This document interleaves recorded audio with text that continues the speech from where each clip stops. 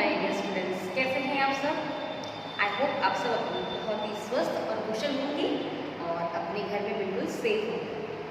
तो dear students, last week वाली class में हमने आपकी सिंह और मूषक वाली जो लेसन था उसको फिनिश कर लिया था। मीन्स मैंने एक्सरसाइज सेंड कर दी थी और उससे पहले मैंने उस स्टोरी को आपको भेजा था और स्टोरी आपको हिंदी में अपने ओन वर्ड्स में नोटबुक में लिखनी थी। ओके, तो आज हम हमारा नया चैप्टर जो कि है आपके लेसन 8 अष्टम, 8 को आपको पता है अष्टम कहते हैं, तो वो शुरू करने वाले हैं और जिसका नाम है प्रहेलिका। प्रहेलिका का मतलब होता है बेटा पहेलियाँ। ओके, पहेलियाँ बचपन से पढ़ते हुए आ रहे होंगे तो आपको अच्छे से पता है पहेलियाँ क्या होती है। ठीक है, पजल्स बोलते हो जिसको आप इंग्लिश में और हिंदी में बोलते हैं उनको पहेलियाँ। तो चलिए शुरू करते हैं हमारा पहेलियाँ वाला चैप्टर। पहली जो पहेली है आपकी वो है पठितो न अस्यहं किंचित तथापि साक्षरो अहम्यम। पहली लाइन का है मतलब जो अर्थ है वो है कि मैं पढ़ लिख कुछ भी नहीं सकता, मैं कुछ भी पढ़ लिख नहीं सकता, तथापि साक्षरो अहम, फिर भी मैं साक्षर हूँ, मतलब मैं पढ़ा लिखा कहलाता हूँ। मैं पढ़ा लिखा नहीं हूँ, बिल्कुल अनपढ़ हूँ, लेकिन फिर भी पढ़ा लिखा कहलाता हूँ। पादे विना न गच्छामि कथयामि बिना मुखम। मैं पैरों के बिना भी चलता हूँ और मैं बिना मुख के भी बोलता हूँ। मेरे पैर नहीं है लेकिन फिर भी चलता हूँ और मेरा मुख भी नहीं है फिर भी बोलता हूँ। बताओ मैं क्या हूँ। अब देखो यहाँ पर आपके आंसर्स तो देखो नीचे दिए हुए हैं, आपको पता चल गया होगा पहले से ही। तो इसका जो आंसर होगा वो है पत्रम, यानी कि लेटर।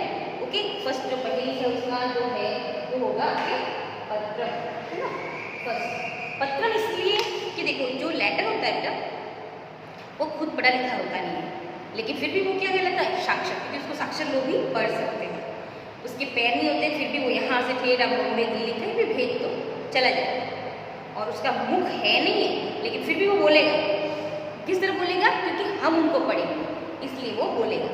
तो पहली पहेली का जो अर्थ है वो है पत्रम, लेटर। ओके, नाउ सेकंड, तिष्ठति रवीणा साकं गच्छति गच्छति रवीणा सह। बैठता भी सूर्य के साथ है और जाता भी सूर्य के साथ है।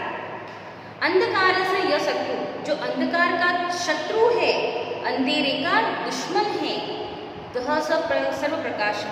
कौन है वो सर्व प्रकाशमान, बताओ वो कौन है जो सर्व प्रकाशमान यानी सबको प्रकाश देने वाला है। तो इसका जो आंसर है आपको समझ में आ गया या फिर से रिपीट करूं कि पहेलियाँ जो है आपके एग्जाम में आएगी, है ना। तो इसका मतलब एक बार आपको पता होना बहुत ज़रूरी है, ट्रांसलेशन बहुत ज़रूरी है पता होना।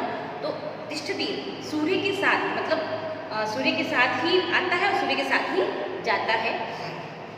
जो अंधेरे का दुश्मन है और जो सर्व प्रकाशमान यानी सभी को प्रकाशमान करता है, तो वो कौन है, आतप यानी कि धूप, है ना। धूप होती है ना, आपको पता है धूप कब आती है, सूर्य के साथ साथ आती है और सूर्य के साथ साथ ही चली जाती है ना। और पूरी अंधकार की दुश्मन है, धूप आते ही अंधकार दूर हो जाता है ना। और आपको पता है कि सबको प्रकाशमान करता है, सबको प्रकाशमान करता है इसका मतलब है कि एक धूप होती है ना तो सब जगह उजाला ही उजाला होता है। आप देख लो जैसे क्लाइमेट, आजकल जो बादलों का क्लाइमेट है, सोच लो कि 2 दिन तक धूप ना आए तो कितना अंधेरा छा जाता है, सब जगह अंधेरा अंधेरा, हमको लाइट चलानी पड़ती है ना, सब कुछ देखने के लिए। और अगर धूप तेज हो तो लाइटों की ज़रूरत ही नहीं पड़ती क्योंकि उसका प्रकाश सबसे तेज है ना। तो सेकंड का आंसर है आपके, सेकंड का आंसर है आपके आतप यानी कि धूप, है ना। अब थर्ड, शोभितो अस्मि शिखंडे दीर्घे पंक्षे अलंकृत राष्ट्रियो विहाश्च अस्मि नृत्यं पश्यन्ति मे जना। शोभितो अस्मि शिखंडे, मैं कलंगी से शोभा पाता हूँ। शिखंडे मतलब मेरे सिर पर कलंगी, सिर पर क्या है, कलंगी। कलंगी जानते हो ना, अभी थोड़ी देर बाद बताऊंगी जब मैं आपको आंसर बताऊंगी। मेरे सिर पर कलंगी है। दीर्घे पक्षे अलंकृत, बहुत बड़ा पक्षी हूँ, है ना, बहुत बड़े मेरे पंख हैं और मैं बहुत बड़ा पक्षी हूँ। राष्ट्रीय विगहास्मी, राष्ट्रीय पक्षी कहलाता हूँ। अब तो आप जान ही गए होंगे, राष्ट्रीय पक्षी कहलाता हूँ। नृत्यम पश्यन्ति मे जना, और मेरा जो नृत्य है ना, मेरा जो नाचना है ना, वो लोग बहुत पसंद करते हैं, देखते हैं मुझे नाचते हुए, लोगों को बहुत आनंद आता है मुझे नाचते हुए देखने में। तो कौन है? यस डेफिनेटली पिकॉक, मोर, मयूर, जिसको संस्कृत में कहते हैं मयूर और हिंदी में कहते हैं मोर और इंग्लिश में पिकॉक। ओके, देखो पिकॉक के सिर पे आपको पता है इस कलंगी होती है, ऐसे ऐसे कलंगी होती है इसमें ना, ऐसे होता है, वो तो मुझे बनाना नहीं आता है, ड्राइंग बहुत वीक हूँ, बस ऐसी कलंगी होती है उसके मुंह पे देखना, सिर पे उसके, तो कलंगी होती है उसको बोलते हैं शिखंडी, ठीक है। और बहुत दीर्घ पक्षी लगता है, मतलब बहुत बड़ा पक्षी हूँ, बहुत बड़े मेरे पंख है। राष्ट्रीय विहंगास्मी मतलब राष्ट्रीय पक्षी कहलाता हूँ। और मेरा जो नृत्य है ना, पता है मोर नाचते तो कितना अच्छा लगता है, लोग उसको देखना बहुत पसंद करते हैं। बारिश के दिनों में तो बहुत अच्छे से वो नाचता है, हमको दिखाई भी देता है ना।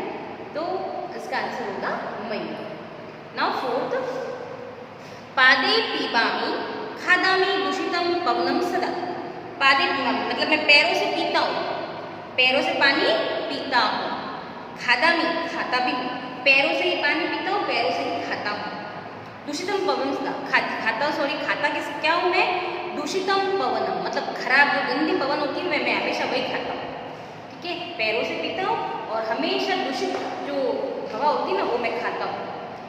तिष्ठामि सुस्थिरो भूमो, हमेशा भूमि पर स्थिर खड़ा रहता हूँ, एकदम स्थिर खड़ा रहता हूँ। न च गच्छामि कुत्र, कहीं चल जाता भी नहीं, एक ही जगह स्थिर खड़ा रहता हूँ भूमि पे, कहीं भी नहीं जाता। कौन होगा? यस डेफिनेटली ट्री, वृक्ष, पादप है ना, पादप पौधा। अब आपको पता है पौधा छोटा छोटा होता है, तो वृक्ष जो है वो बड़ा हो जाता है, तो दोनों है तो एक ही है, बस पौधा जो होता है छोटा रूप होता है, पादप जो छोटा रूप होता है और वृक्ष जो होता है बड़ा रूप होता है, लेकिन है दोनों एक ही है ना। तो इसका आंसर होगा आपके पादप यानी पौधा। देखो पौधा जो होता है बेटा उसको हम पानी डालते हैं तो वो नीचे अपनी जड़ों में से पानी को जो क्या है सोखता है, यानी जड़ों से ही पानी पीता है, पैरों के थ्रू पानी पीता है। और हमेशा आपको पता है जो खराब कार्बन डाइऑक्साइड होती है वो ग्रहण करता है और ऑक्सीजन जो है पादप को छोड़ता है, तो हमेशा दूषित पवन ही वो खाता है। और हमेशा आपको पता है भूमि पर स्थिर खड़ा रहता है, एकदम सीधा खड़ा रहता है बेचारा, और कहीं जाता वाता नहीं है। तो उसका आंसर होगा आपके पादप यानी पौधा। नाउ लास्ट, क्वचित प्रस्तुर तुल्यो अस्मि, क्वचित सरल पुनः, क्वचित वायु सम सूक्ष्म, माँ पश्यति जना सदा। देखो कच्चित प्रस्तर तुल्योस्मि, कहीं पर तो मैं पत्थर के समान कठोर हूँ, ओके पत्थर, और क्वचित तरल पुनः, और कभी कभी मैं क्या आ जाता हूँ एकदम तरल हो जाता हूँ, लिक्विड हो जाता हूँ। कहीं कहीं पर तो मैं पत्थर के समान सॉलिड हो जाता हूँ और कहीं कहीं मैं बिल्कुल लिक्विड हो जाता हूँ। क्वचित वायु सम सूक्ष्म, कहीं कहीं तो मैं वायु से भी ज़्यादा सूक्ष्म हूँ, छोटा हूँ। और माँ पश्यन्ति सदा जना, लोग मुझे हमेशा ही पश्यन्ति देखना पसंद करते हैं। कहीं कहीं मैं बहुत ही छोटा वायु से भी सूक्ष्म धारा से निकलता हूँ और लोग मुझे देखना बहुत ही पसंद करते हैं, ठीक है। कौन होगा? जल, वाटर, पानी। सॉरी फोर्थ का थर्ड का तो होगा मयूर, थर्ड का क्या है? मयूर, मोर। फोर्थ का आपके होगा पादप, ओके। और फिफ्थ जो है वो आपके होगा ये कहते हैं ना जलम, जल, पानी, वाटर, ठीक है। तो देखो कहीं कहीं तो पत्थर के समान एकदम सॉलिड होगा, मतलब आपको पता है जब हम पानी को हमारे फ्रीजर में रखते हैं तो वो कैसे सॉलिड हो जाता है? एकदम जम जाता है, बर्फ बन जाता है, बर्फ बहुत सॉलिड होता है। और फिर अगर बर्फ को थोड़ी देर बाहर रखो 15-20 मिनट में वो पानी की तरह तरल हो जाता है, मतलब उसका रूप जो है ना पानी का बदलता रहता है, कहीं पर तो सॉलिड होता है कहीं पे लिक्विड होता है।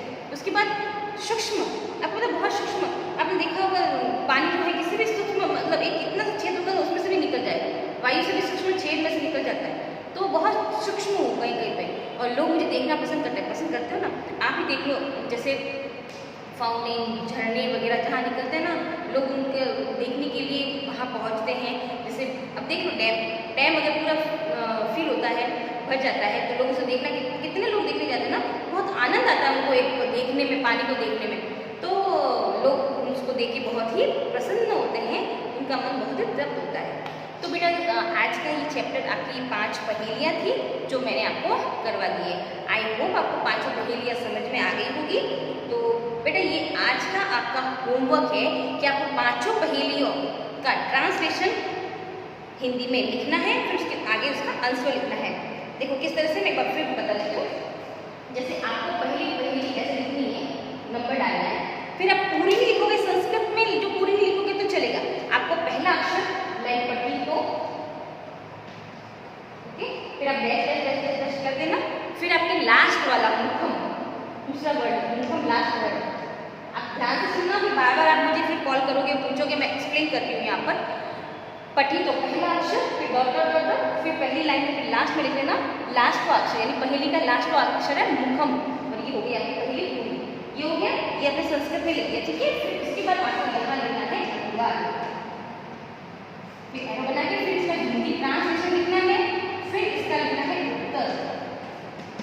इसका पहले का उत्तर हो जाएगा पत्थर। बस आपको यहाँ लिखना है हिंदी अनुवाद लिखना है, ठीक है। ये दी हुई है, ये उत्तर भी आपके टेक्स्ट में दिया हुआ, बस ये नहीं हुआ है, और ये मैंने आपको अच्छे से करवाया है ट्रांसलेशन।